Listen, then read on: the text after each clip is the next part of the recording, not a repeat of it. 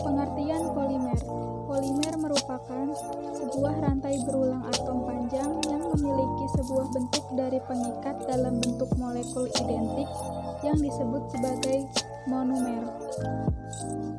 Struktur polimer. 1. Polimer linier. Polimer linier terdiri dari rantai panjang atom-atom kerangka yang dapat mengikat gugur substituen. Polimer ini biasanya dapat larut dalam beberapa pelarut dan dalam keadaan padat pada temperatur normal. Polimer ini terdapat sebagai elastomer, bahan yang fleksibel atau lentur, atau termoplastik seperti gelas.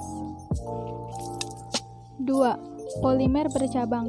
Polimer bercabang dapat divisualisasi sebagai polimer linier dengan percabangan pada struktur dasar yang sama sebagai rantai utama. 3. Polimer jaringan 3 dimensi atau three-dimension network. Polimer jaringan 3 dimensi adalah polimer dengan ikatan kimianya terdapat antara rantai. Bahan ini biasanya digembungkan oleh pelarut tetapi tidak sampai larut. Ketidaklaruten ini dapat digunakan sebagai kriteria dari struktur jaringan. Makin besar persen sambung silang, makin kecil jumlah pengembungannya.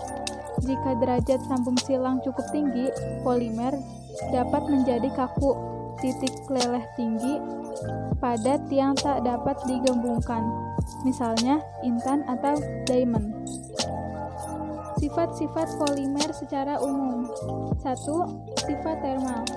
Polimer sebagai isolator mempunyai sifat termal yang baik walaupun polimer bukanlah konduktor. Bila ditinjau dari jenisnya, polimer yang dipanaskan ada yang menjadi lunak, namun ada pula yang menjadi keras.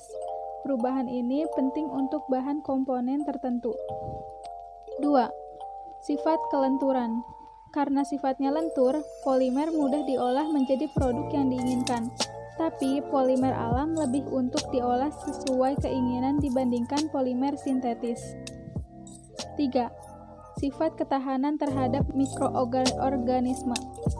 Sifat ketahanan terhadap mikroorganisme ini biasanya dipunyai oleh polimer sintetis, sedangkan polimer alam seperti sutra, wool, dan polimer alam lainnya tidak tahan terhadap mikroorganisme.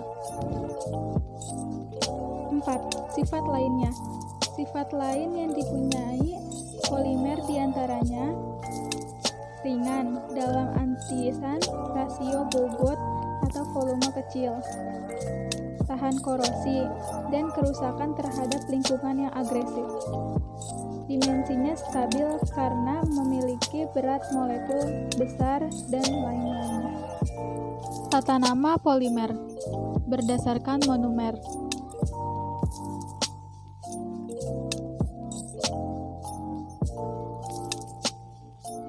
Klasifikasi polimer berdasarkan jenis monomernya. 1. Homopolimer. Homopolimer merupakan polimer yang terdiri dari satu macam monomer dengan struktur polimer seperti berikut. 2. Copolimer.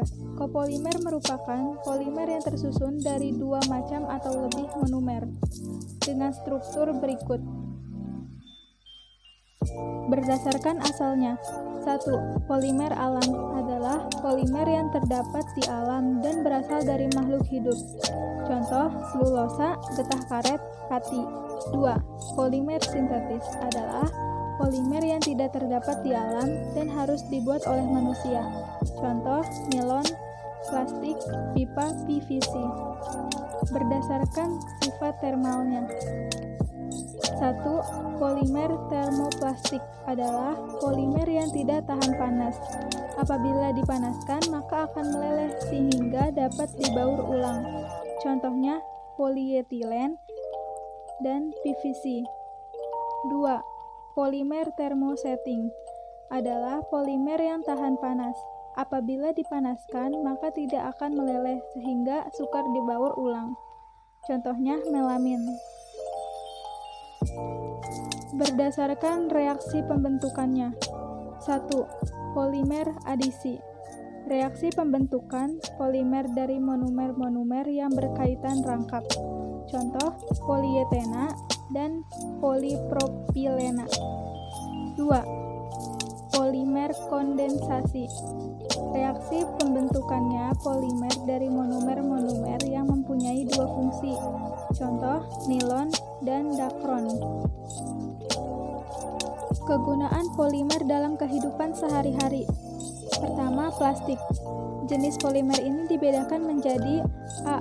Polietilena digunakan untuk botol yang bersifat fleksibel, plastik pembungkus, dan isolator listrik. B. Polipropilena digunakan untuk pembuatan tali, botol, dan karung. C. PVC digunakan untuk pembuatan pipa dan pelapis lantai. D. Polimer teflon digunakan untuk bahan baku pembuatan alat penggorengan dan sebagainya. E. Bakelit digunakan untuk pembuatan peralatan kelistrikan dan elektronik. 2. Karet. Jenis polimer ini dibedakan menjadi A. Neoprena digunakan untuk selang karet, sol sepatu, sarung tangan, dan lain-lain. B. Styrena butadiena rubber digunakan untuk bahan baku ban motor. 3. Serat sintetis. Jenis polimer ini dibedakan menjadi A.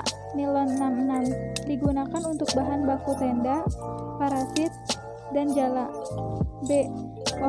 Orlon digunakan untuk bahan baku pembuatan karpet maupun pakaian. C. Dakron digunakan untuk bahan baku minuman kemasan. Dampak-dampak polimer. Dampak negatif. 1. Polimer sintesis bersifat tidak mudah diuraikan oleh mikroorganisme, sehingga dapat menyebabkan barang-barang tersebut tidak dapat membusuk. 2. Pembakaran polimer sintesis akan menghasilkan senyawa dioksin, yaitu senyawa gas yang beracun dan bersifat karsinogenik yang akan menyebabkan kanker. 3. Monomer vinil klorida bersifat racun, karsinogenik, dan dapat menyebabkan cacat lahir meskipun plastik polivinilklorida tidak berbahaya. 4. Apabila terkena panas, plastik membungkus makanan kemungkinan akan menyebabkan monomernya terurai dan mencemari atau mengkontaminasi makanan. Dampak positif. 1. Bahan perangkat sehari-hari. Plastik digunakan untuk perangkat rumah tangga seperti ember dan alat makan. Kemudian, karet juga digunakan sebagai bahan ban kendaraan dan bagian mesin. 2. Kemasan makanan dan minuman. Polietena atau plastik digunakan untuk plastik pembungkus dan kemasan serbaguna, misalnya untuk bungkus makanan instan dan cemilan.